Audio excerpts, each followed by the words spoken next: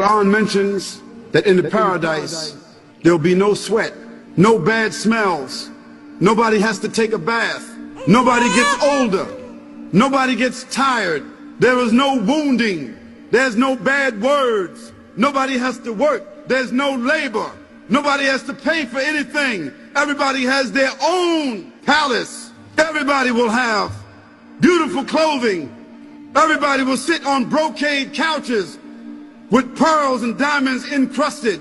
Everybody will have the food that they like to eat without having to cook it. Fruits will grow inside your garden that you just call the fruit and it bends down and gives itself to you. Everybody will be served. Nobody will have to cook or get up and clean and wash and do dishes. Everybody will be served. And the best thing of all, nobody in paradise will die.